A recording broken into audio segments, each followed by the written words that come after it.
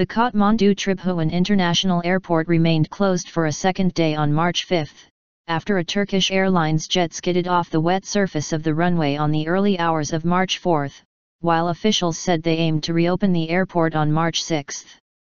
Airport officials said they planned to resume international flights on the morning of March 6, as workers attempt to move the jet. At a press conference, Ratish Chandra Lal Suman, the head of the Civil Aviation Authority, said, "Once the airport reopens, it will stay open around the clock for 3 days in order to ease the backlog of flights." Meanwhile, on March 5, Nepal asked India for help, and an Indian Air Force plane flew equipment and crew to Kathmandu.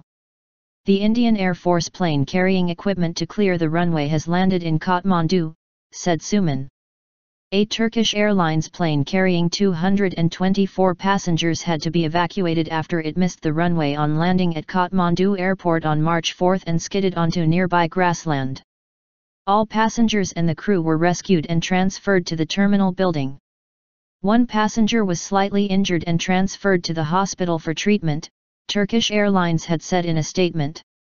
Sources had told Anadolu Agency that the TK-726 flight from Istanbul to Kathmandu, carrying 224 passengers and 11 crew members, was not able to land properly because of heavy rain.